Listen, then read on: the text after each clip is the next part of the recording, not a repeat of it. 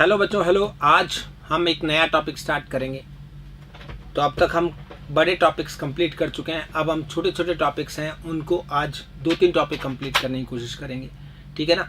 तो ये रीट में जो आता है उसको बहुत अच्छे से अपन कंप्लीट कर रहे हैं, ठीक है ना। तो बस आपको ध्यान लगाना है कि किस तरह से काम करना है अपने को। जो भी मैं बताऊं आपको काम करना है। एक बार कोर्स हो जाता है फिर अपने वो क्वेश्चंस की सीरीज भी चलाएंगे, ठीक है ना। तो क्वेश्चन की सीरीज यूट्यूब पर भी आएगी और आपको भी बताएंगे क्वेश्चंस, तो ये भी अच्छा रहेगा आपके लिए। तो यहाँ देखिए बच्चों, एक निःशुल्क ये सीरीज आपके लिए है। तो आपको पता ही है ये टेलीग्राम चैनल भी आपको prep online SN solution PDF यहाँ इसके लिए है। तो ये एक साइंस की टेस्ट सीरीज आ रही है। सब बच्चों को आप अपने दोस्तों को सबको बता दीजिए ताकि इसका बेनिफिट ले सकें। तो आज जो टॉपिक मैं स्टार्ट करने वाला हूँ उसमें 2 से 3 टॉपिक अपन आज कंप्लीट कर लेंगे छोटे छोटे, जिसमें से एक है बहुलक, जैसे इंग्लिश में बोलते हैं पॉलीमर। तो बहुलक क्या होता है ये देखिए।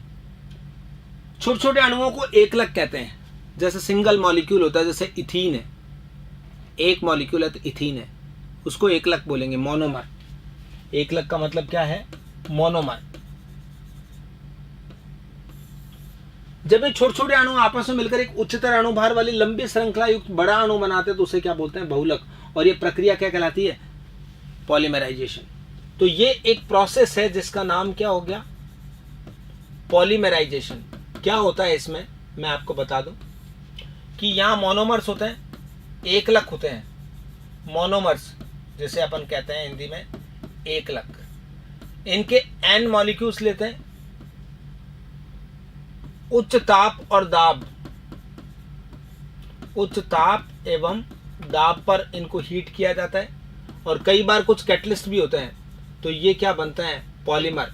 तो ये एक बहुलक का निर्माण करते हैं और उस बहुलक का निर्माण करने का ये जो प्रोसेस है, इस प्रोसेस को हम क्या बोलते हैं? पॉलीमराइजेशन, बहुलीकरण, ठीक है ना। तो देखो बच्चों, 2 प्रकार के श्रेणियों में बांटा गया है बहुलक को। मैं और भी बताऊंगा आपको, इसमें जितनी लिमिटेशंस है आपकी वो तो है ही, कुछ एक्स्ट्रा भी आज आपको बताऊंगा मैं। यहाँ देखिए, प्राकृतिक और संश्लेषित या कृत्रिम कह सकते हैं। जो प्रकृति से सीधे प्राप्त होते हैं, जैसे प्राकृतिक रबड़, स्टार्च, सेलुलोज, प्रोटीन, ये सब क्या है? प्राकृतिक बहुलक है।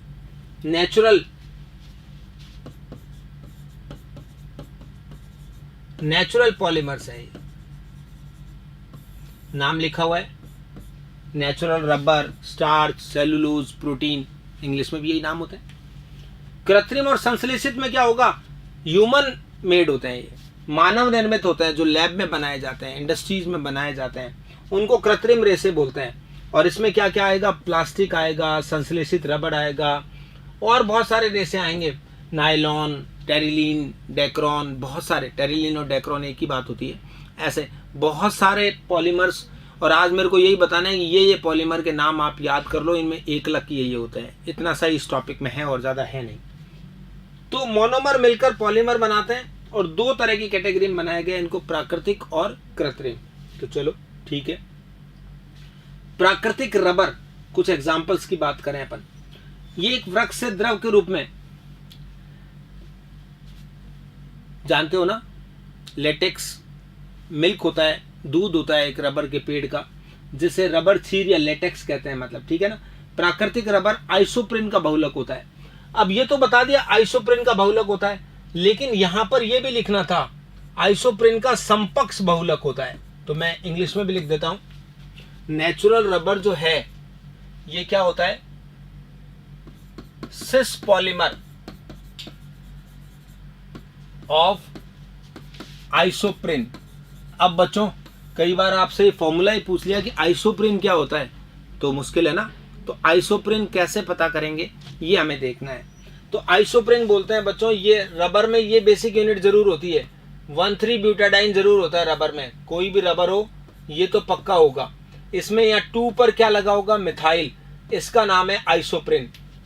आइसोप्रिन का आईयूपीएसी नाम अगर पूछ ले तो ये होता है 2 मिथाइल ब्यूटा 1,3 डाइईन। मतलब 1,3 डाइईन तो है ही, ब्यूटा 1,3 डाइईन। या 1,3 ब्यूटाडाइन, उसमें 2 पे मिथाइल है, इसका कॉमन नेम है आइसोप्रिन। और इस आइसोप्रिन का सिस आइसोमर, मतलब एन ये जब जुड़ते हैं तो इसका सिस आइसोमर बनता है। सिस और ट्रांस समझते हैं ना आप ज्यामितीय समावयवता में। इस तरह से क्या होगा, CH यहां पर क्या होगा, ये डबल बॉन्ड है, बीच में आ जाएगा, और एक तरफ क्या होगा इसके CH3, एक तरफ ये सिंगल बॉन्ड होकर CH2 ऐसे। तो सिस का मतलब आप समझ में आ गया ना कि इस कार्बन पर एक H जो है वो इधर होगा और ये CH2 डैश इस साइड होगा, ऐसे ये बनता है। इसका नाम है नेचुरल रबर। तो आपको इतना ही पढ़ के जाना है कि आइसोप्रिन का सिस आइसोमर होता है, सिस पॉलीमर होता है, ठीक है ना, बस। तो ये बताना है आपको। वल्कनीकरण ये एक प्रोसेस है, देखिए इसको इंग्लिश में बोलते हैं वल्कनाइजेशन। वल्कनाइजेशन क्या होता है, आपसे पूछा जाता है व्हाट इज वल्कनीकरण, क्या है वल्कनीकरण, व्हाट इज वल्कनाइजेशन। तो अपन क्या बताएंगे, वल्कनीकरण का कैसे पता करते हैं बच्चों, कि हम प्राकृतिक रबर को उपयोग में लाने हेतु उसमें थोड़ी स्ट्रेंथ डालते हैं, नहीं तो क्या होता है ये ब्रेक होता रहता है ऐसे। उसमें थोड़ी स्ट्रेंथ लाने के लिए क्या करते हैं, सल्फर मिलाते हैं, और सल्फर के साथ हीट करने पर रबर में सल्फर तिर्यक बंधों द्वारा बंधित हो जाता है, क्रॉस लिंकिंग बोलते हैं जिसे, और उससे रबर में स्ट्रेंथ आती है जिससे अपन कॉमर्शियली उसको यूज ले सकते हैं। इवन अपना इरेजर आता है ना मिटाने वाला रबर, वो वहां से लेकर कोई भी बड़े से बड़ा टायर हो चाहे कुछ भी हो, उन सब के अंदर सल्फर होती है अलग अलग मात्रा में, ठीक है ना। तो रबर को अगर आपको व्यावसायिक रूप से प्रयोग लेना है, कॉमर्शियली आपको यूज लेना है, तो उसके अंदर आपको सल्फर ऐड करनी पड़ेगी। तो देखो किया जाने वाला, कम घिसने वाला, मजबूत, कठोर, अप्रत्यास्थ होता है। तो अब हमें यह पता होना चाहिए वल्कनीकरण होता क्या है, तो उसके लिए मैं आपको समझा दूं। देखो वल्कनीकरण के बारे में आपसे पूछा जा सकता है, वल्कनाइजेशन क्या होता है, तो हम क्या कहेंगे कि हमारा ये प्राकृतिक रबर है, इसको किसके साथ, सल्फर के साथ हीट किया जाता है, या सल्फर मोनोक्लोराइड के साथ हीट किया जाता है, H2Cl2 के साथ हीट करेंगे तो ये रबर इसमें अंदर चला जाता है, और उससे जो रबर बनता है वो कैसा होता है, वल्कनीकृत रबर होता है। और ये वल्कनीकृत रबर हम प्रयोग में ले सकते हैं। किस तरह से होता है बताऊं आपको। तो देखो बच्चों, ये था हमारा CH2, C ऊपर CH3 है, ये बॉन्ड भी आप सिंगल कर दीजिए ऐसे।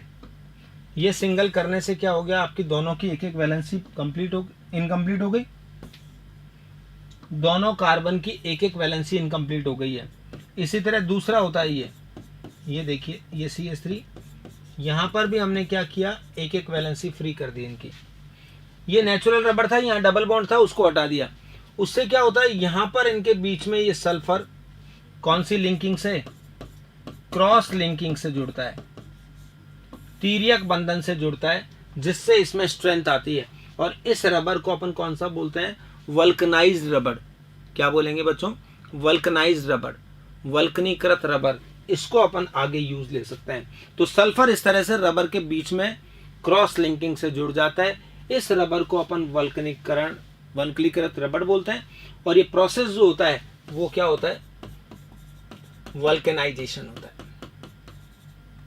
ये बात समझ में आ गई, वापस पीछे आते हैं। देखो उसके बाद देखो सेकंड क्या है, प्राकृतिक रबर। रेयॉन जो है, कागज, सेलुलोज को NaOH के विलयन में भिगोकर साफ किया जाता है तथा इसे CO2 में घोलकर सेलुलोज विलयन प्राप्त किया जाता है। तो उपयोग क्या है, वस्त्र, धागे, दरियां आदि बनाने में ये उपयोग आता है, रेयॉन है। इसी तरीके से मैं प्राकृतिक में और भी एग्जाम्पल आपको दिखा दूं, यहाँ पर नहीं है तो मैं प्राकृतिक में कुछ और एग्जाम्पल देना चाहता हूं। प्राकृतिक बहुलक में कुछ और एग्जाम्पल भी अपन ऐड करना चाहें तो देखिए बच्चों, जैसे एक क्या होता है, स्टार्च होता है, प्रोटीन होता है, राइट, सेलुलोज तो आ ही गया, रेयॉन। तो स्टार्च किसका, ये अल्फा डी ग्लूकोज का क्या होता है, पॉलीमर होता है। प्रोटीन जो है वो किससे बनता है? अमीनो एसिड्स का क्या होता है? पॉलीमर होता है। और प्रोटीन में कौन सा? पेप्टाइड बॉन्ड होता है। पेप्टाइड बॉन्ड इसके अंदर होता है। अमीनो एसिड जो होते हैं उनको यूज करके प्रोटीन बनता है। तो ये अलग अलग तरह के रबर, प्रोटीन, सेलुलोज, स्टार्च, ये सारे के सारे क्या हैं? प्राकृतिक बहुलक माने जाते हैं, जो नेचुरल सोर्सेज से गेट किए जाते हैं। राइट? तो ये तो बहुत अच्छे से अपने को पता लग गया कि कौन क्या क्या होता है। और अमीनो एसिड, अमीनो अम्ल भी होते हैं, दो तरह के होते हैं, आवश्यक और अनावश्यक। ठीक है ना? आवश्यक का मतलब होता है बॉडी में उनकी नीड होती है तो हमें डाइट के थ्रू लेने पड़ते हैं, और जो नॉन असेंशियल होते हैं वो क्या होते हैं? बॉडी के अंदर सिंथेसाइज हो जाते हैं। ठीक? तो अमीनो एसिड के बारे में भी हमें पता रखना है। अब हम बात करते हैं, देखो ये कौन से बहुलक है? कृत्रिम बहुलक है। इन सबको ध्यान से पढ़ना है। बहुत छोटे छोटे टॉपिक हैं, लेकिन ये जितनी इंफॉर्मेशन मैं आपको दे रहा हूं वो पढ़ के चले जाना, बस काम खत्म है अपना। तो कृत्रिम बहुलक में देखो सबसे पहला लिया है पॉलीथीन। पॉलीइथीन बिगड़ते बिगड़ते क्या बन गया? पॉलीथीन। जो पॉलीथीन कैरी बैग्स आते हैं वो है। इथीन के अणु उच्च ताप और दाब पर उत्प्रेरक की उपस्थिति में बहुलीकरण क्रिया द्वारा पॉलीथीन बनाते हैं। ये लचीला और मजबूत प्लास्टिक होता है। इसका उपयोग थैलियां, सांचे में डली वस्तुएं, पाइप, ट्यूब आदि बनाने में किया जाता है। ये देखिए एथीन, बेसिकली इंग्लिश में इसको इथीन बोलते हैं। ये इथीन हो गया। इसको बहुलीकरण कराएंगे तो यहाँ पर क्या होगा? हाई टेम्परेचर और हाई प्रेशर क्या किया जाता है? यूज किया जाता है। हाई टेम्परेचर और हाई प्रेशर यूज किया जाता है, और साथ में इसमें एक उत्प्रेरक भी यूज किया जा सकता है। उस उत्प्रेरक का नाम है R3Al + TiCl4। ये एग्जाम्पल इंपॉर्टेंट है। ये एक उत्प्रेरक है। इस उत्प्रेरक का नाम जो है वो क्या है?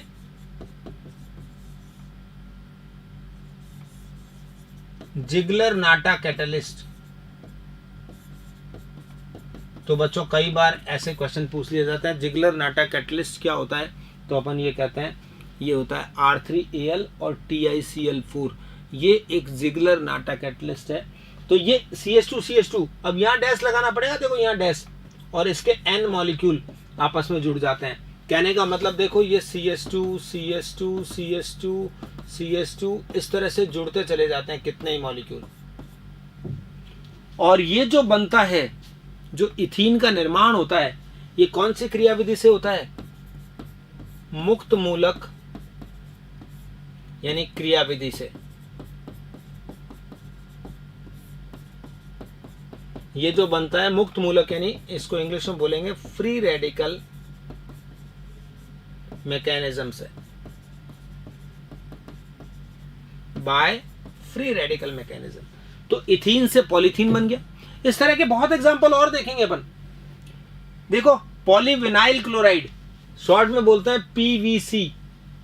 इसको अपन बात करेंगे PVC कैसे होता है। देखो तो ये होता है बच्चों, ये इसको बोलते हैं विनाइल क्लोराइड। ये इसका मोनोमर है। इसके N मॉलिक्यूल मिलकर वही हाई टेम्परेचर और हाई प्रेशर पर जब इनको हीट करते हैं तो CH2CHCl, तो ये क्या होगा?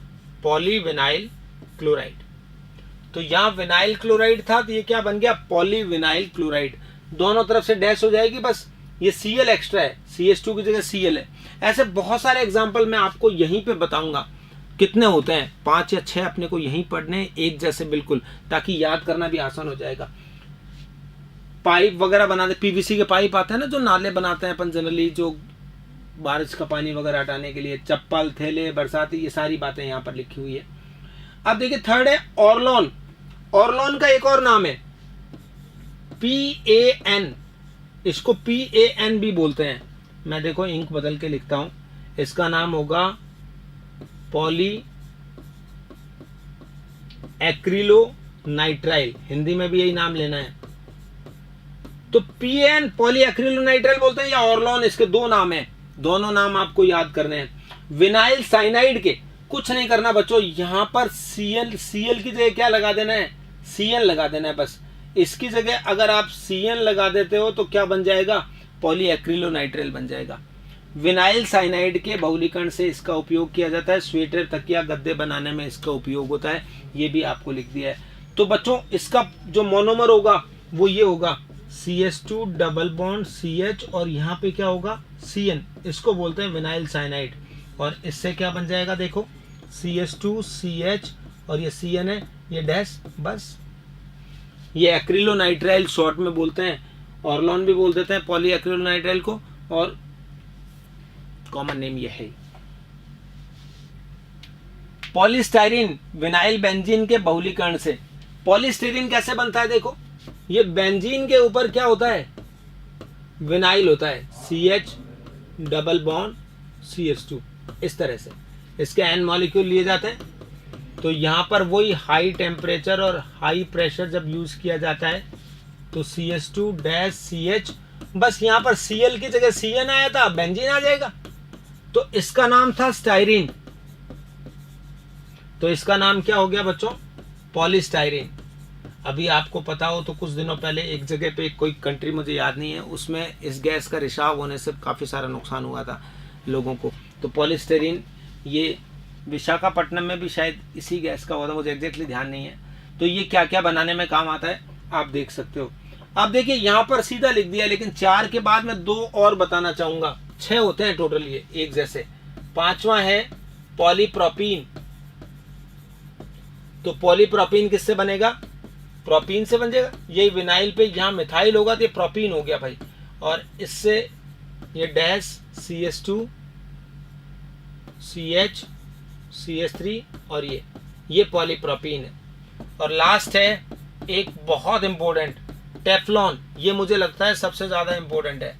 टेफ्लॉन में क्या होता है, जो एल्कीन होता था ना इथीन में सारे H हटाकर F लगा दो, तो ये होता है टेफ्लॉन के लिए।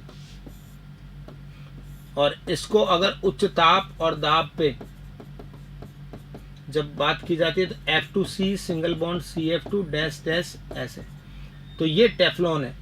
तो ये क्या नाम था, टेट्राफ्लोरोइथीन। तो ये हो जाएगा पॉली टेट्राफ्लोरोइथीन, जिसे शॉर्ट में अपन क्या बोल सकते हैं, टेफ्लॉन बोल सकते हैं। ठीक, क्या बोल सकते हैं बच्चों, इसको टेफ्लॉन बोल सकते हैं। किस काम आता है टेफ्लॉन, नॉन स्टिक कुकवेयर, जो फ्राई पैन वगैरह आते हैं ना घरों में, छौंक लगाने में यूज किए जाते हैं, वो बनाने में काम आता है। और क्या होता है, टेफ्लॉन की कोटिंग की जाती है गाड़ियों वगैरह पे, जो एंटी रस्ट, टेफ्लॉन कोटिंग में भी यूज आता है। तो ये ध्यान रखना आपने को। तो ये सारे पॉलीमर 6 के 6 सब एल्कीन से बने हुए थे, तो इनको एक अच्छे से हमें ध्यान रखना था। संश्लेषित रबर, उसके बाद अपन बात करते हैं कुछ रबर और हैं, जिसमें 3 या 4 रबर अपने को याद करने चाहिए। एक तो नेचुरल रबर हो गया, 3 और रबर होते हैं जो पढ़ने होते हैं। जो ब्यूना एस ब्यूटाडाइन व स्टाइरीन से निर्मित होता है, और ब्यूटाडाइन में भी कौन सा ब्यूटाडाइन, 1,3 ब्यूटाडाइन। और आप लिख लो 75% ये होता है और 25% ये होता है, मतलब 3:1 में ये रेशियो होता है। इसका पूछा जा सकता है। ब्यूना एस 1,3 ब्यूटाडाइन 3 भाग में होता है और 1 भाग में स्टाइरीन होता है, तो इससे बनेगा।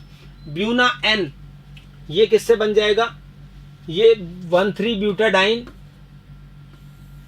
और एक्रिलोनाइट्राइल से बनता है।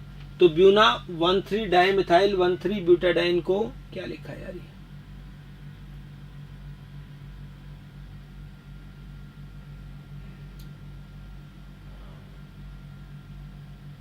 ब्यूना 2,3 डाइमिथाइल, नहीं ये सही नहीं लिखा है,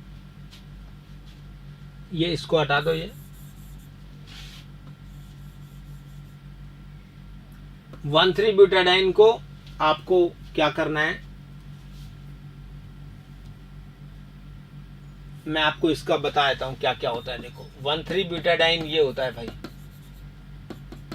ये 1,3 ब्यूटाडाइन, ये 3 भाग में है, 3N लगेगा, और N क्या लगेगा, स्टाइरीन। ये बेंजीन रिंग थी स्टाइरिन, इससे तो ये बन जाएगा। और इसको बनाना होगा तो 1,3-ब्यूटाडाइन तो है ही,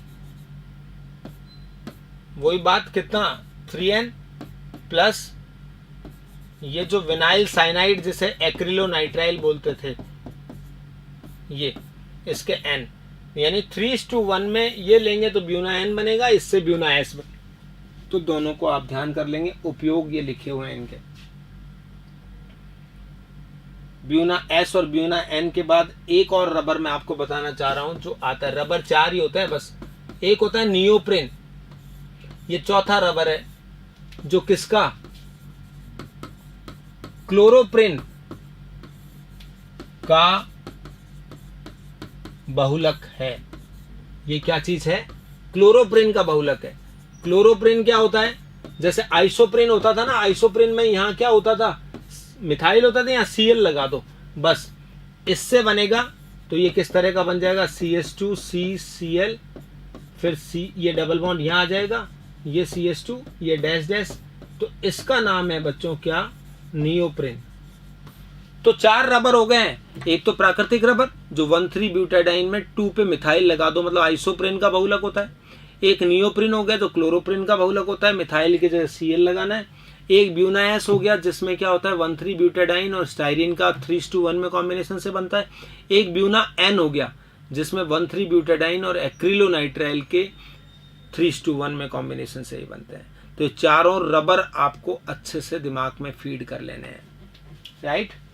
अब आते हैं कृत्रिम रेशे। ये कुछ रेशे मतलब नायलॉन, टेरिलीन, ग्लिप्टल, ये सब कुछ इसमें आएगा।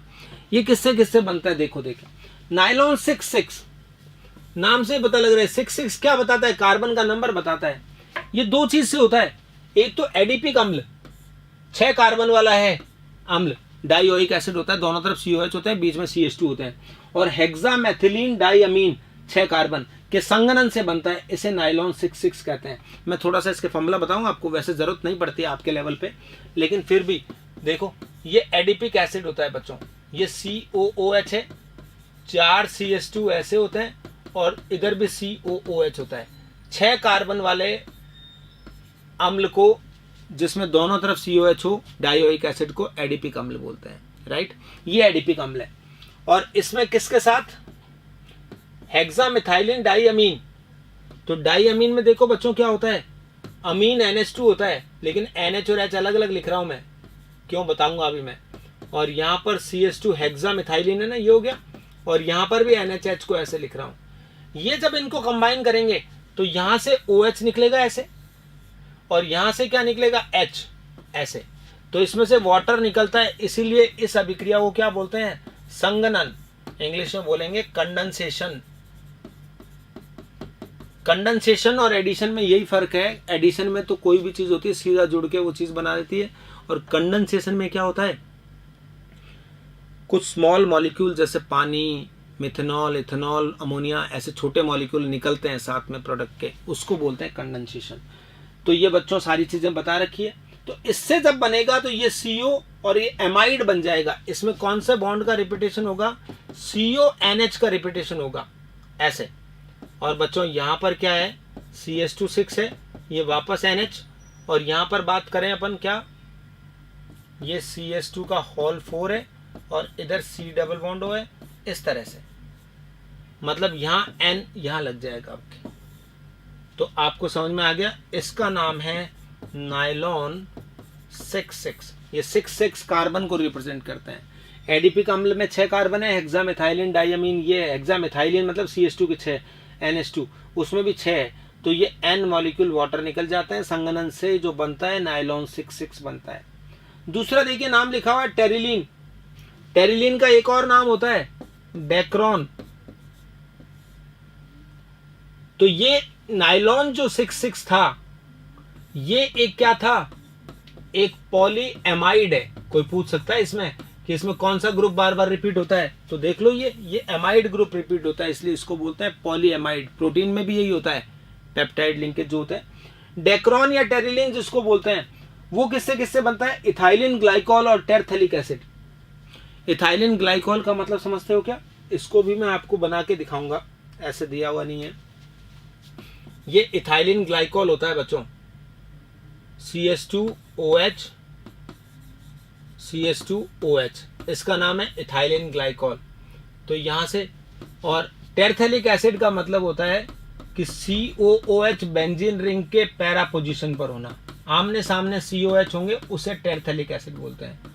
तो वही बात है, यहाँ से वाटर निकलेगा और यहाँ से OH निकलेगा, सॉरी ये नहीं, अल्कोहल से तो H निकलेगा और इससे OH निकलेगा इस तरीके से। तो जब इसको हीट किया जाता है तो इस तरह का बच्चों CH2, फिर देखो COO, यहाँ पर एक O तो और लगाओ भाई, OC डबल बॉन्ड O, फिर ये बेंजीन रिंग, फिर C डबल बॉन्ड O, ऐसे। तो ये जो COO का रिपीटेशन होता है, तो ये एक पॉलीएस्टर होता है, पॉलीएस्टर, जिसको अपन कहते हैं टेरिलीन, या फिर इसका नाम, दूसरा नाम मैंने क्या बताया, डेक्रोन। तो किससे बनता है, तो इसका नाम है ग्लाइकॉल, पूरा नाम है इथाइलिन ग्लाइकॉल।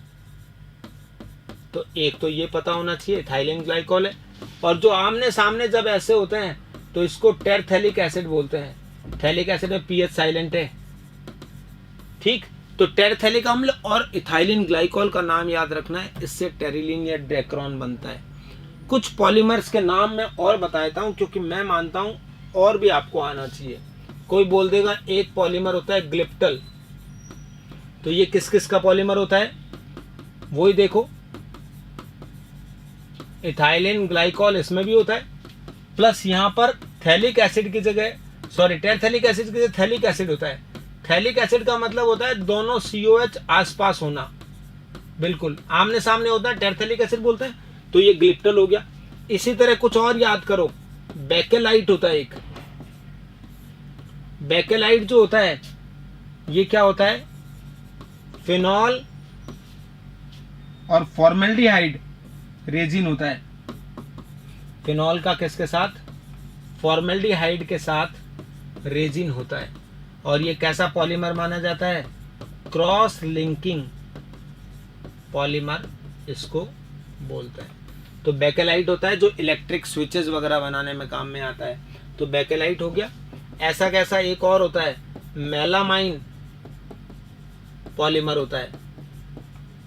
इसका मोनोमर कौन कौन है, इसमें भी फॉर्मेल्डिहाइड है, प्लस क्या चीज है, एक मेलामाइन है। तो ये किसमें, क्रॉकरी वगैरह बनाने में काम आता है, ये किसमें, इलेक्ट्रिक स्विचेस वगैरह बनाने में काम में आता है। तो बेकेलाइट, मेलामाइन, ग्लिप्टल, ये 3-4 पॉलीमर आपको और याद रखने चाहिए, ठीक। एक लास्ट पॉलीमर और याद कर लेना भाई, नायलॉन 6, ये किसके रूप में काम में आता है, नायलॉन 6, इसका जो मोनोमर है वो है कैप्रोलैक्टम, नाम याद होना चाहिए बस, बाकी दिमाग मत लगाइए अभी। कैप्रोलैक्टम इसका मोनोमर होता है। तो कुछ बायोडिग्रेडेबल पॉलीमर भी होते हैं जो कि एनवायरनमेंट को नुकसान नहीं पहुंचाते, अदरवाइज ये पॉलीथीन वगैरह जो है सब एनवायरनमेंट को बहुत ज़्यादा नुकसान पहुंचाते हैं, क्योंकि ये डिग्रेड नहीं होते हैं। और जब कोई चीज़ डिग्रेड नहीं होती है तो फिर आप जानते हो वो बहुत हार्मफुल होती है, क्योंकि वो एनवायरनमेंट के लिए बहुत ही नुकसानदायक होती है। तो ये इतनी बातें मैं कहता हूं। और अब मैं लास्ट चीज बता रहा हूं, पॉलीमर्स में बॉन्डिंग कौन सी वाली सबसे स्ट्रांग होती है, कौन सी वीक होती है, ये बताना है। तो सबसे वीक बॉन्ड जो होता है वो किस में होता है, रबर्स में सबसे वीक बॉन्ड होता है। इनको बोलते हैं इलास्टोमर्स। इलास्टोमर्स में सबसे वीक वांडरवाल बॉन्ड होता है। आप ध्यान करना, एक रबर आ गया, एक पीवीसी आ गया, एक नायलॉन आ गया, तो पता करना है। रबर के बाद जो होता है, इलास्टोमर्स के बाद जो होगा वो थर्मोप्लास्टिक में होगा। इसमें सारे आ सकते हैं, पॉलीथीन, पीवीसी, पॉलीएक्रिलोनाइट्राइल, ये सब इस कैटेगरी में आते हैं। उसके बाद सब उससे स्ट्रॉन्ग बॉन्डिंग किसमें होगी? फाइबर्स में। फाइबर्स जो होते हैं बच्चों उसमें ये आते हैं नायलॉन, 6,6, टेरिलीन, ये वाले। तो इनमें क्या होता है, कौन सी बॉन्डिंग होती है? स्ट्रॉन्ग एच बॉन्डिंग होती है। जबकि इन दोनों में क्या था? वीक वांडरवाल फोर्सेस होते हैं। तो सबसे ज्यादा स्ट्रॉन्ग नायलॉन वाले फाइबर्स में होते हैं बॉन्डिंग, फिर थर्मोप्लास्टिक और फिर रबर्स में। क्रॉस लिंकिंग वाले होंगे तो फिर और सबसे ज्यादा हो जाएगी, वो अलग बात है। तो ये बॉन्डिंग का ऑर्डर भी आपको पता होना चाहिए कि किस किस को अपन कैसे बता सकते हैं। जैसे रबर की बात कर दी तो कौन सा आ गया? मान लो ब्यूना एस आ गया, ब्यूना एन आ गया, नेचुरल रबर आ गया। तो बस बच्चों आपको लास्ट चीज में पॉलीमर में इनकी बॉन्डिंग के बारे में भी पता होना चाहिए। तो ये इतना पढ़ना है आपको किसके अंदर? पॉलीमर्स के अंदर। तो इसको बंद कर देते हैं, बस क्लोज कर देते हैं, हो गया काम पॉलीमर का। इसी तरीके से अब दूसरा टॉपिक अपन लेंगे। छोटे छोटे टॉपिक हैं। अब देखिए एक टॉपिक, एक बार मैं ये खोल के देख लेता हूं, सीमेंट। ये भी 5 मिनट का टॉपिक है।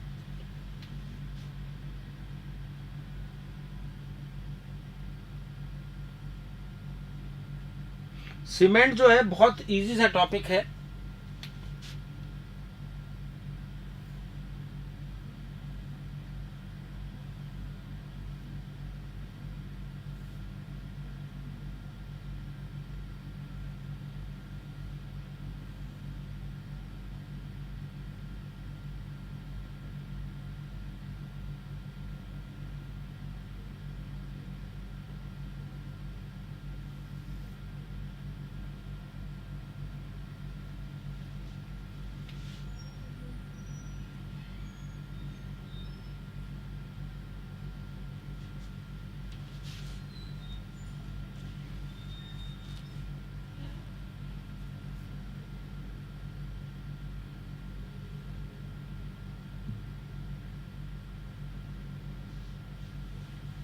तो इस टॉपिक को भी आप कितना देखना है ये आप थोड़ा सा देख लीजिए।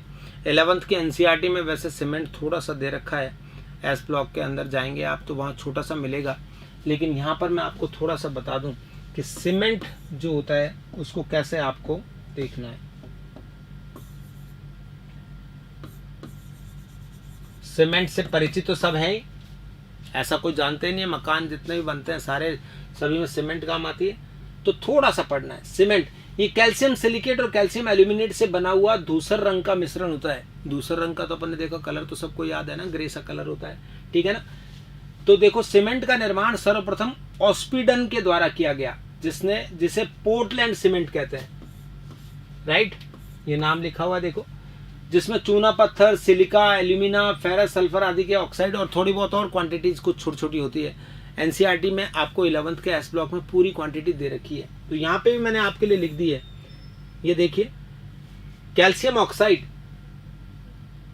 कितना होता है? 60 से 65% कैल्शियम ऑक्साइड यानी क्विक लाइम है। क्या बोलते हैं इसे?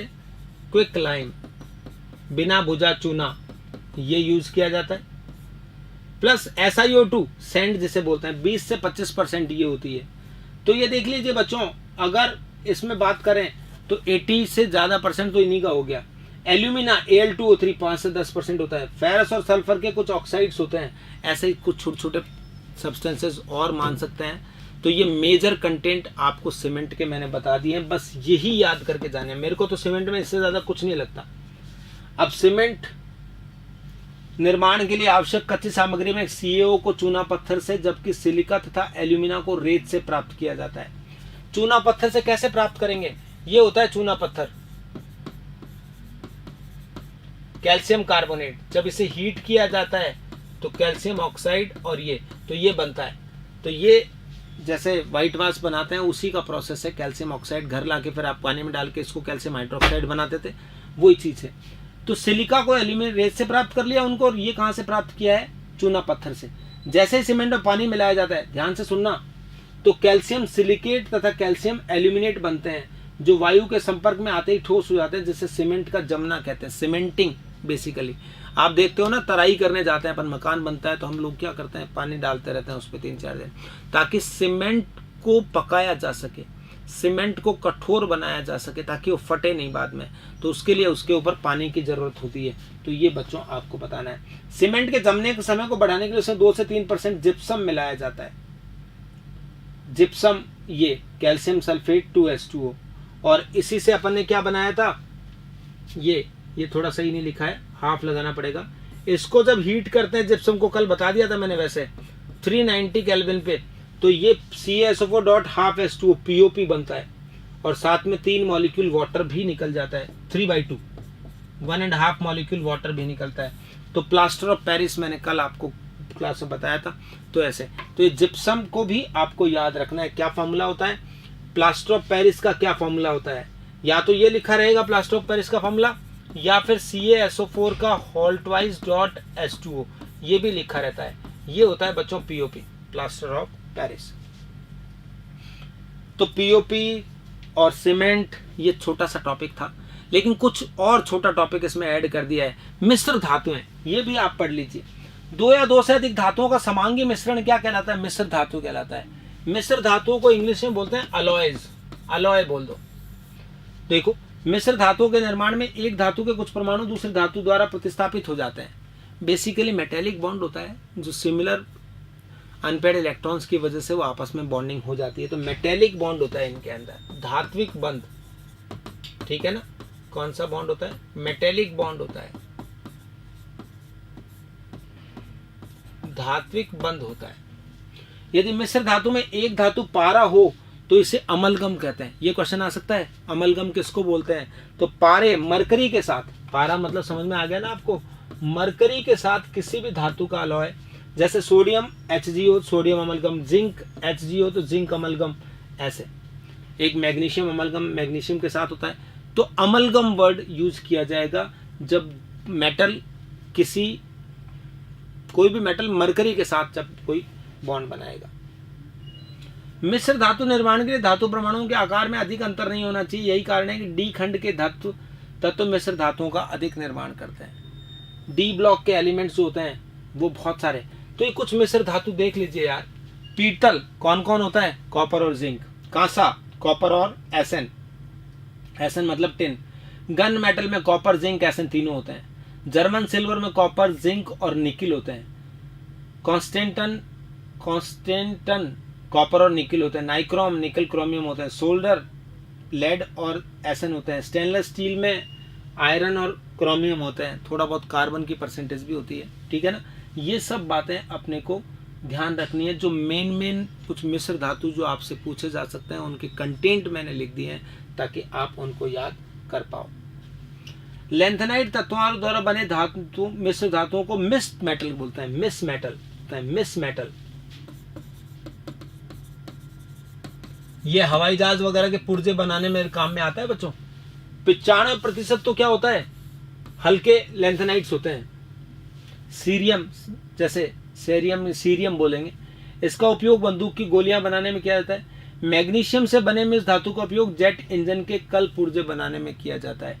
तो मेनली तो इसमें क्या होता है, लेंथेनाइट्स होते हैं और कुछ छोटी छोटी परसेंटेज और भी होते हैं, तो मिक्स मेटल बोलते हैं इनको। तो एरोप्लेन्स के पार्ट्स, बंदूक की गोलियां आदि बनाने में इनको उपयोग किया जाता है। तो ये कुछ मेटल्स और मिस मेटल्स, अलॉयज की बात हमने की और सीमेंट की बात की। इतना सा टॉपिक ये भी हमें पढ़ के रखना है। ये छोटे छोटे टॉपिक है बच्चों, जिनको आप कवर कर लीजिए। जो मैं करा रहा हूँ उतना बस। फिर इनकी क्वेश्चन की सीरीज और लाएंगे अपन। एक क्वेश्चन दूंगा मैं आपको बहुत सारे, बस उनको और इसके साथ ऐड कर लेना, आपका काम खत्म, कुछ नहीं करना और। तो इसको भी क्लोज कर देते हैं।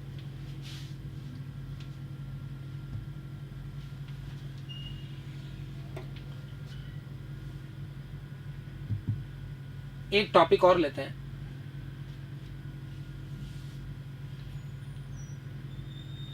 दैनिक जीवन में रसायन, मतलब क्या हो गया, इसका मतलब क्या है, केमिस्ट्री इन एवरीडे लाइफ। वैसे मैं आपको बता दूं,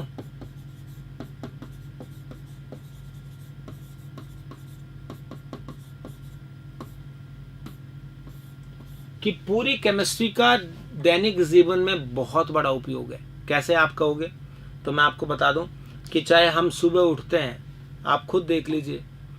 आप सुबह उठ के जैसे ही वॉशरूम जाएंगे तो वहाँ पर आप हाथ धोएंगे, साबुन होगी, वो केमिस्ट्री से बनी हुई है।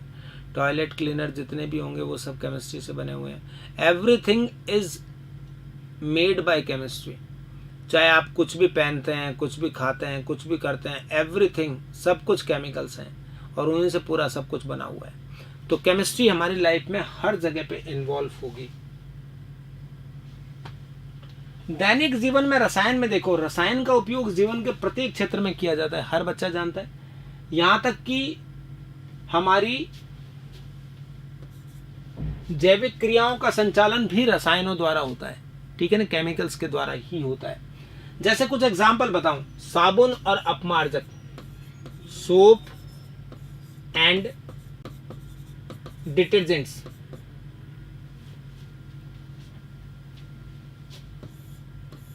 क्लोथ्स, और जीवन में काम आने वाली बहुत सारी सामग्रियां, सबके सब किस्में होती है, केमिस्ट्री होती है। मैंने आपको बता दिया, पहले एग्जांपल दे दिया था ये। और देखिए, भवन निर्माण में सीमेंट, मतलब बिल्डिंग बनाने में क्या होता है, cement, electrical apparatus, instruments, satellites, जो ऑटोमोबाइल्स की बात करें उनमें, कृषि की बात करें अपन, क्या होता है कृषि के अंदर, एग्रीकल्चर के अंदर भी आजकल फर्टिलाइजर, केमिकल्स वगैरह सबका उपयोग किया जाता है। तो ये हमें देखना है कि हमारी लाइफ में ऐसी कोई जगह होगी ही नहीं, हम सुबह से शाम तक, जहां पर केमिकल्स या केमिस्ट्री इन्वॉल्व नहीं होगी। औषधियां, जितनी भी मेडिसिन है वो सब केमिस्ट्री से बनती है। जितने भी खट्टे मीठे जितने पदार्थ सब केमिकल्स हैं। खाद्य पदार्थों के परिरक्षक का मतलब होता है प्रिजर्वेटिव्स भी क्या होते हैं, उनमें भी केमिकल्स का यूज किया जाता है। और मेन प्रिजर्वेटिव देखो, फूड का प्रिजर्वेटिव जो मेन यूज किया जाता है, या तो नमक यूज किया जाता है या फिर सोडियम बेंजोएट।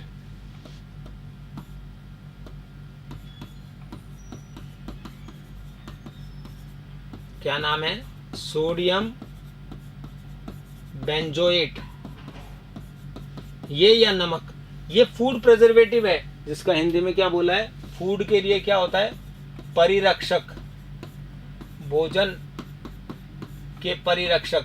जो पैक्ड फूड आता है ना, उनके अंदर मिलाए जाते हैं ना। आपने सुना होगा ना, अभी मैगी बैन हो गई थी 2-3 साल पहले, हो सकता है ज्यादा समय हो गया हो थोड़ा। क्यों बैन हो गई थी? क्योंकि उसमें जो एक पदार्थ, जो परिरक्षक मिलाए जाते हैं कुछ ऐसे, जो उसको स्पॉइल होने से बचाते हैं, उसकी क्वांटिटी थोड़ी ज़्यादा हो गई थी। परमिसेबल लिमिट होती है एक, यानी एक लिमिट जब तक वो नुकसान नहीं करता है, बाकी फिर वो बहुत नुकसान करते हैं। जैसे ब्रेड वगैरह में बोरेट वगैरह आते हैं, तो ये क्या होते हैं, कैंसर कारक होते हैं। लेकिन अगर इनकी लिमिट जो अलाउ कर रखी है उतना हो तब कुछ नुकसान नहीं करते हैं, लेकिन ज़्यादा मात्रा होते ही ये फिर बहुत हानिकारक होते हैं। तो ये प्रिजर्वेटिव की क्वांटिटी इंडस्ट्रीज बहुत देखभाल करके करती है, और आपको भी देखना चाहिए कि किस में प्रिजर्वेटिव कितनी मात्रा तक होने चाहिए, तो ये आपको भी आइडिया होना चाहिए, ठीक है ना। तो ये ऐसी जगह है बच्चों जहाँ पर हर जगह पर केमिस्ट्री काम में आ रही है। दैनिक जीवन में पीएच का महत्व, तो आप देखो, उदर में अम्लता में HCl निकलता है ना, जब पाचन क्रिया होती है उसके अंदर। दंत क्षय में जब ज्यादा पीएच कम हो जाएगी तो फिर क्या होगा, दांतों का क्षय होने लगेगा, ठीक है ना। कीटों के डंक में, जैसे एक लाल चींटी देख लो ना यार, उसके अंदर फॉर्मिक एसिड होता है, अपन जानते हैं, फॉर्मिका बोलते हैं। एसिड रेन के अंदर, एसिड रेन आप जानते हो, देखो इंडस्ट्रीज वगैरह से अगर ये SO2 और NO2 वगैरह निकलते हैं, तो जब बारिश होती है तो वो वाटर से मिलकर क्या बनाते हैं, H2SO4, और ये क्या बनाया, जैसे HNO3, इतने हानिकारक अम्ल बनाते हैं। इसी वजह से आपको याद हो तो ताजमहल, ये क्वेश्चन आ सकता है, ताजमहल का संक्षारण हो रहा है, मतलब ताजमहल का कलर जो है वो कैसा हो रहा है, ऑफ हो रहा है, ऑफ वाइट हो रहा है। वो वहां पर एक मथुरा रिफाइनरी थी, उसमें से हानिकारक केमिकल्स निकलते थे, और बारिश होती थी तो वो केमिकल्स मिलकर क्या बनाते थे, एसिड बनाते थे, और इस एसिड से ये उस संगमरमर का जो ताजमहल है वो खराब हो रहा है। मार्बल का ताजमहल है ना, वो खराब हो रहा है। इसी तरह ये अम्ल वर्षा में एक तो इसका हो गया, एक स्किन वगैरह खराब होती है, एसिड रेन से कैंसर वगैरह हो सकता है।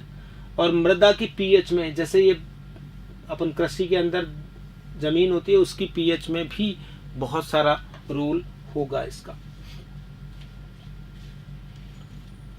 सम useful compounds in everyday life, ये पीएच के बारे में पिछले चैप्टर में हो चुका है। NaCl साधारण नमक कहते हैं, प्रबल अम्ल और प्रबल क्षार का लवण होता है। पीएच कितनी होती है? 7 होती है। व्यापारिक तौर पर समुद्र के जल या खानों को सूखा करके प्राप्त किया जाता है। जल में अत्यधिक विलय है, गलनांक बहुत हाई होता है, जल में आयनित हो जाता है। आयनित होने का मतलब समझ में आ गया ना, जैसे ही जल में डालोगे तो ये ऐसे आयनित हो जाएगा। इसीलिए क्या होता है, विद्युत का चालन करता है, विद्युत चालन में हेल्प करता है। इसका उपयोग भोजन में किया जाता है, खाद्य परिरक्षण में, ये मैंने बताया ना, फूड प्रिजर्वेटिव में मेन यूज है इसका, भोजन को स्पॉइलेज से बचाता है ये। हिम मिश्रण बनाया जाता है। हिम मिश्रण क्या होता है, जहां पर ये बोलते हैं ना अपन, ठंडे जगह होती है वहां पर बर्फ जम जाती है हाईवे वगैरह पे, तो उसको बर्फ को हटाने के लिए भी क्या करा जाता है, नमक का छिड़काव करते हैं, जिससे उसके गलनांक में कमी आती है, फिर पानी बह जाता है। ठीक, तो बच्चों हिम मिश्रण बनाने में, ये ऐसे चीजें बनाने में NaOH, Na2CO3, NaHCO3, ये सब बनाने के अंदर भी इसका उपयोग किया जाता है नमक का। ये कपड़े धोने का सोडा है, ये बेकिंग पाउडर है, और ये क्या है, कास्टिक सोडा है। ये सब बनाने में इनको काम में लिया जाता है। सोडियम हाइड्रोक्साइड, ये कुछ कुछ बातें पहले भी आ चुकी है, वापस मैंने कुछ चीजें ले ली है थोड़ी, ताकि कोई चीज मिस नहीं हो। कास्टिक सोडा बोलते हैं, औद्योगिक स्तर पर NaOH इस तरह से बनाया जाता है, NaCl का विद्युत अपघटन करके बनाया जाता है। इसकी पूरी क्रिया मैं बताऊंगा आपको। ये चिकना पदार्थ है, गलनांक लिखा हुआ है, जल में विलय हो जाता है। NaOH एक प्रबल क्षार है, ये एक प्रबल विद्युत अपघट्य भी है, ठीक है ना, बिल्कुल। इसका उपयोग साबुन, कागज, सिल्क उद्योग में, बॉक्साइट के धातुकर्म में, पेट्रोलियम के शोधन में, वसा और तेलों के निर्माण में, प्रयोगशाला अभिकर्मक के रूप में काफी सारा यूज इसका किया जाता है। तो लेकिन अभी आपको एक चीज बताता हूं, ये बनाया कैसे जाता है। ये जलीय NaOH, इसका क्या, सॉरी, जलीय NaCl,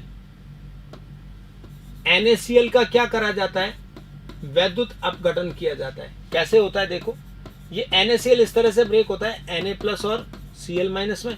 इसी तरह वाटर भी ब्रेक होता है किस किस में, H+ और OH- में। अब आपको दो रिएक्शन होगी, एक तो कैथोड पर और एक एनोड पर। तो कैथोड पर इनमें से कौन जाएगा, वाटर की जगह H+ चला जाएगा, यहां पर क्या जाएगा, H+। तो 2H+ 2 इलेक्ट्रॉन लेकर क्या बनाते हैं, H2 गैस बनाते हैं। यहां पर क्लोराइड आयन चला जाता है, तो ये क्लोरीन गैस बनाते हैं, +2 इलेक्ट्रॉन रिलीज होते हैं। जो बचे हुए Na+ और OH- है, वो मिलकर क्या बनाते हैं, NaOH बनाते हैं। तो ये NaOH बनाने के डाउन्स प्रोसेस होता है एक तो, और एक NaOH बनाने का नेल्सन सेल प्रोसेस होता है, उसमें भी बनता है। कास्टनर कैलनर सेल होता है, उनमें भी बनता है। तो इनको कई सारे नाम होते हैं जिससे NaOH बनाया जा सकता है। देखो इसमें H2 बन गया, Cl2 बन गया, और साथ में क्या बन गया, 2 NaOH। ये सब 2-2 ले लो तो 2-2 बन जाएगा। तो बच्चों क्या लिया आपने, 2 Na लिया ना आपने, 2 OH लिया, तो ये सब 2 ले लिए मैंने, देखो, तो आपका काम हो जाएगा बस। ये मिलके तो NaOH बना दिया, 2 Cl से क्लोरीन बन गया, 2 H से H2 बन गया। ये रिएक्शन आपकी जस्टिफाई हो गई। अब आप कह सकते हो इस रिएक्शन को समझ में आ गई आपको, क्योंकि इस तरह से इसका काम होता है। ये उपयोग मैंने बताई दिए। तीसरा है विरंजक चूर्ण, CaOCl2, कैल्शियम ऑक्सीक्लोराइड। फॉर्मूला ऐसे होता है, एक तरफ OCl होता है, एक तरफ ये Cl होता है। बुझे हुए चूने पर, स्लैक्ड लाइम पर क्लोरीन गैस पास की जाती है। तो यहाँ अच्छा पूरा नहीं लिखा हुआ है, रिएक्शन सही नहीं है बच्चों। ये मैं आपको पूरी रिएक्शन ढंग से बताता हूँ इसकी। एक बार रुकिए, पहले इसको हटाने दो मुझे।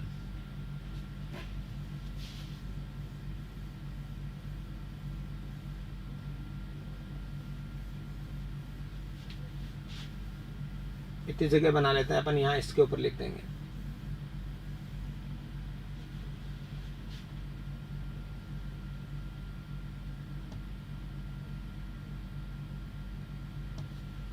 यहां देखो बच्चों 2CaCl2 है, तो क्या क्या बनने वाला है, ये एक्चुअली ऐसे बनता है कैल्शियम क्लोराइड, फिर कैल्शियम ऑक्सीक्लोराइड और प्लस 2H2O।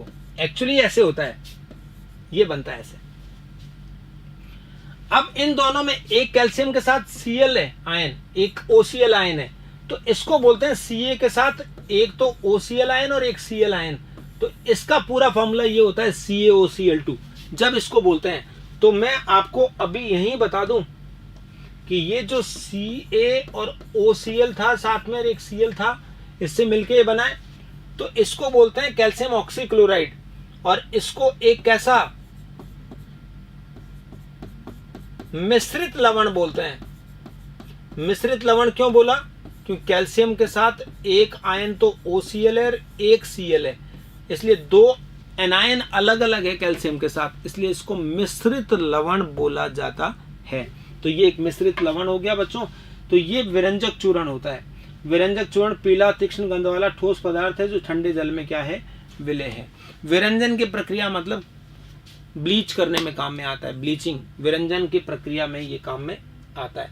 अब यहाँ देखिए बच्चों, इस Cl का ऑक्सीडेशन नंबर +1 होता है, क्यों, क्योंकि ऑक्सीजन की विद्युत ऋणता ज्यादा है, जबकि इस Cl का ऑक्सीकरणांक -1 होता है, क्योंकि क्लोर इसके साथ ऐसा है, यहाँ पर ये -1 और ये +1, तो इनकी ऑक्सीकरण अंक क्या क्या आ गए, कैल्शियम के 2, ऑक्सीजन का -2, इस क्लोरीन का +1 और इसका -1, और नेट में जब दोनों जोड़ेंगे तो क्लोरीन का कुल ऑक्सीकरण अंक जो आएगा वो 0 आएगा। ये क्या होगा, औसत ऑक्सीकरण अंक। ये मैं आपको रिडॉक्स पढ़ाऊंगा, रिडॉक्स बहुत अच्छे से कराऊंगा मैं आपको, तब ऑक्सीकरण अंक निकालना बताऊंगा, उसमें आपको ये एग्जांपल वहां पर फिर दूंगा, यहाँ मैंने थोड़ा सा बताया। तो ये अब सुनना बच्चों, कोई बोलता है विरंजक चूर्ण का फॉर्मूला क्या होता है, तो फॉर्मूला तो ये होता है, लेकिन विरंजक चूर्ण के कंटेंट क्या क्या होता है, उसमें ये आएगा, ये आएगा, साथ में ये भी बचा हुआ आएगा, थोड़ा वाटर भी आएगा, ये चारों मिलाकर जो बनता है उसको बोलते हैं विरंजक चूर्ण। ये कंटेंट ऑफ ब्लीचिंग पाउडर में ये चारों चीज आएगी, फॉर्मूला में ये सिर्फ CaOCl2 आएगा, ठीक है। वस्त्र उद्योग के में विरंजक के रूप में, विरंजक मतलब रंग उड़ाना होता है ना, कागज उद्योग में, पेयजल को शुद्ध करने में, रोगाणुनाशक एवं ऑक्सीकारक के रूप में भी इसका उपयोग किया जा सकता है। ये आप विरंजक चूर्ण के बारे में थोड़ा सा आपको पढ़ना था। बेकिंग सोडा, अब देखिए ये बहुत काम आता है यार। बेकिंग सोडा मेनली देखो इनो पाउडर है एक तरह से, या फिर जो केक वगैरह जितनी भी चीजें बनाई जाती है फर्मेंट करके, वो सब बेकरी में जितना मेनली यूज यही किया जाता है, इसको बोलते हैं बेकिंग सोडा। खाने का सोडा भी बोलते हैं, ठीक है ना, बेकिंग सोडा।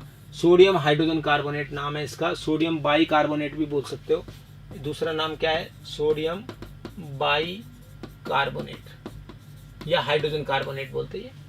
खाद्य पदार्थों में मिला गर्म करने में बुलबुलों के रूप में बाहर निकलता है, ठीक है ना, खमीर वगैरह उठाना बोलते हैं ना उसको। NaCl का उपयोग करके बेकिंग सोडा बनाया जाता है। अब ये देखो एक रिएक्शन लिख दी है, इस रिएक्शन को थोड़ा सा मैं एक्सप्लेन करूंगा आपको।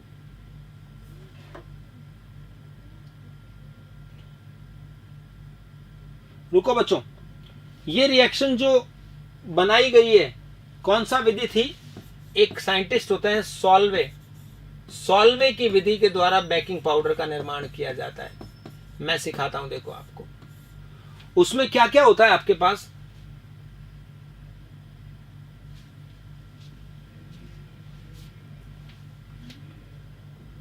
तो देखो बच्चों,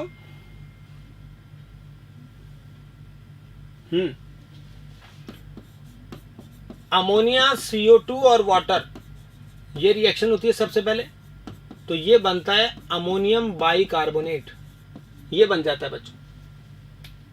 ये पहली रिएक्शन ये होती है, इन तीनों की रिएक्शन होती है जिससे अमोनियम बाई कार्बोनेट बनता है। सेकंड स्टेप में क्या होता है, ये अमोनियम बाई कार्बोनेट NaCl का एक ब्राइन सॉल्यूशन होता है, ये इसको बोलते हैं ब्राइन, जलीय विलयन होता है NaCl का, उसको बोलते हैं।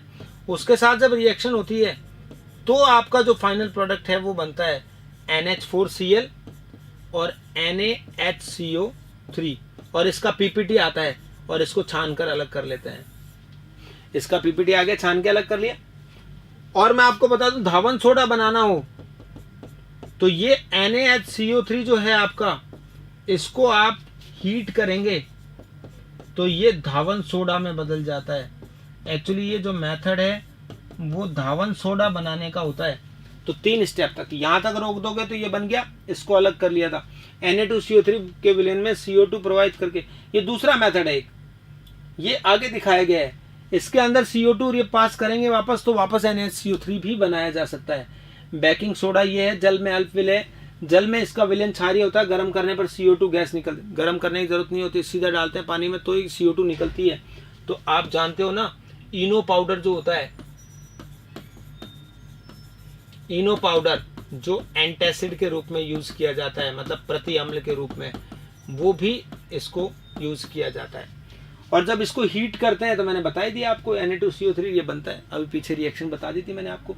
तो बाइकार्बोनेट की सारी रिएक्शंस आपको यहाँ पर बता दी मैंने, ये आनी चाहिए।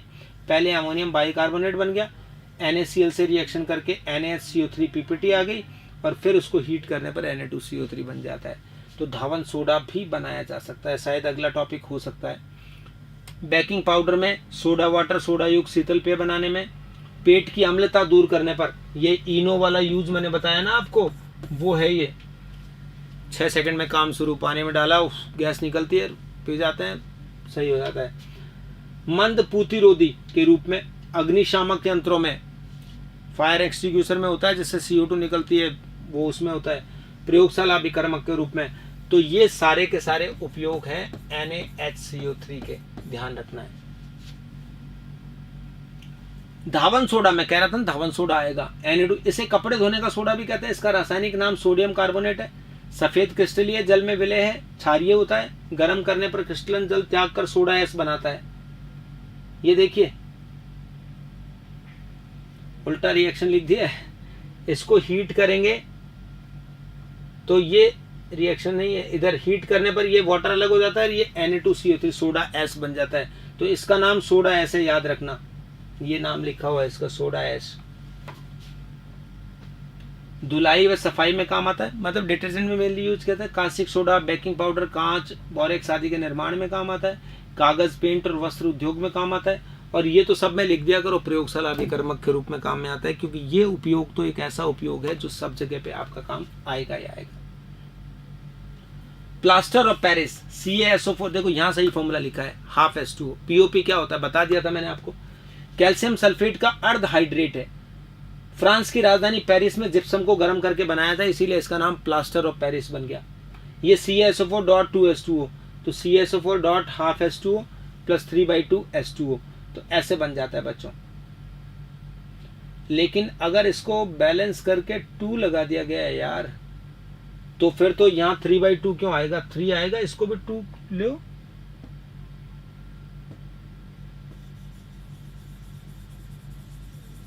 अगर ये 2 नहीं लगाया जाता तब अपन कह सकते थे वहां 3/2 ये। तो ये 392 या 390 केल्विन के आसपास हीट करने पर क्या बनता है, जिप्सम से प्लास्टर ऑफ पेरिस बनता है। जल मिलाने पर 15-20 मिनट में जमकर ठोस और कठोर हो जाता है। आपने देखा ना, हड्डियां टूट जाती है जब प्लास्टर करते हैं, पहले वो उसको चिपकाते हैं जब तक हार्ड नहीं होता है, लेकिन जैसे ही पानी से करते हैं तो पानी के साथ मिलकर बहुत जल्दी इसकी सीमेंटिंग हो जाती है, हार्ड हो जाता है। और हार्ड हो गया बस उसके ऊपर कवर हो गया, ताकि अब जहाँ पे आपकी हड्डी वगैरह थी वो रिलैक्स रहेगी, वो हिलेगी नहीं, और वो जल्दी से आपस हील तो अपने आप होती, जुड़ती तो अपने आप है, ठीक है ना, बॉडी की प्रोसेस से जुड़ती है। भवन निर्माण में आजकल देखते हो छतों में, औरों में, सब में प्लास्टर ऑफ पेरिस का उपयोग किया जाता है। यहाँ देखो स्टूडियो बनाया गया, इसमें भी प्लास्टर ऑफ पेरिस की टाइलें लगाई गई ताकि इसको साउंड प्रूफ बनाने के लिए। मूर्तियाँ आदि बनाने में, दंत चिकित्सा में, अग्निशय पदार्थ में, और हड्डियों के जोड़ में क्या होता है,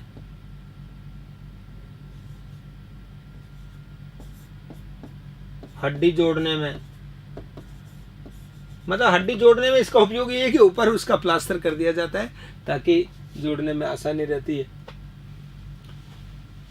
रसायन के नाम अब देख लो, नमक, कासिक सोडा, विरंजक चूर्ण, बेरिक सोडा, धावन, सारे नाम आ गए वापस। ये क्या क्या इनके formula, NaCl, NaOH, NaOCl2, NaHCO3, Na2CO3.NH2O, CaSO4। अच्छा, प्लास्टर ऑफ पेरिस में कुछ उल्टा हो गया यहाँ पर, ये हाफ H2O, ये नहीं होगा, ये गलत है, कुछ ऐसे हो गया है, ठीक। और कैल्शियम सल्फेट .H2O जिप्सम का फॉर्मूला है। ये जो अब तक पढ़े थे उन सबको इन्होंने क्या करा है, पूरा एक टेबल की फॉर्म में, क्यों कई बार ज़्यादातर फॉर्मूला ही आता है कि इसका क्या यूज है, इसका ये फॉर्मूला बताओ। और वैसे भी केमिस्ट्री आप देख रहे हो हर जगह पे काम आती है, तो अच्छे से आपको ये तीनों टॉपिक बहुत सुंदर ढंग से आपको पढ़ लेने हैं। मुझे नहीं लगता फिर इसके अंदर कोई भी दिक्कत आपको आनी चाहिए, राइट। तो ये था दैनिक जीवन में किस तरह से रसायनों का उपयोग हम कर रहे हैं। इसके अलावा भी बहुत सारे हैं जो अपन कर रहे हैं, आपको पता भी है। जल भी एक रसायन ही है, ठीक है ना, मेनली। तो इससे बड़ा तो क्या होगा बस। तो इन छोटे छोटे टॉपिक्स को आपको सबको कवर कर लेना है भाई, खत्म कर देना है। मैं तो ये बताना चाह रहा हूं आपको, ठीक। तो कैसे क्या पढ़ना है, इसमें तो जितना बताया उतना पढ़ना है। बाद में अपन क्वेश्चंस और सीरीज कराएंगे आपको, यूट्यूब पे भी चलेगी, तो उसको आपको सीरीज में और अच्छे से क्वेश्चंस के थ्रू और तैयारी कर लेंगे। तो बस इतना सा काम है अपना, मुश्किल नहीं है कुछ भी। ये सिलेबस बहुत बड़ा नहीं होता है, छोटा सा सिलेबस होता है, लेकिन जो पढ़ाया जाए वो परफेक्टली करके जाना, बस ये हमारी गारंटी है कि इसके अलावा फिर और कुछ नहीं आने वाला है। रीट में 100% यही सब। और रीट क्या, आगे अभी हमने लैब असिस्टेंट कराया था, उसमें भी सारा का सारा लैब असिस्टेंट के जो क्वेश्चन हमने कराए थे उन्हीं क्वेश्चन में से आए, बच्चों जैसे क्वेश्चन एकदम। सेकंड ग्रेड, फर्स्ट ग्रेड सब वही आएगा। तो साइंस के लिए आप ये मान लीजिए, प्रेप ऑनलाइन सरकारी नौकरी आपको सब्सक्राइब करना ही करना है यूट्यूब पे, क्योंकि आप ऐप पे आपने एक कोर्स तो ले लिया मान लो, लेकिन बहुत सारी चीज़ें आपको यूट्यूब पे मिलती रहेगी जिससे आपको काम करना है बच्चों।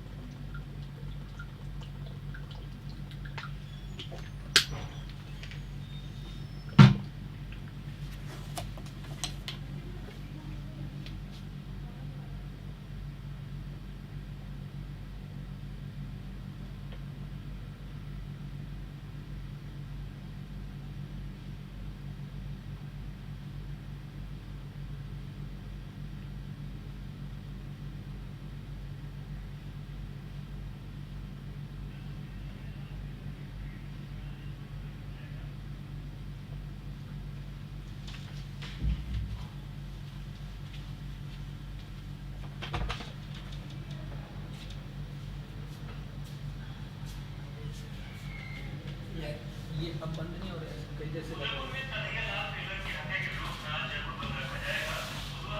चलो इसको बंद कर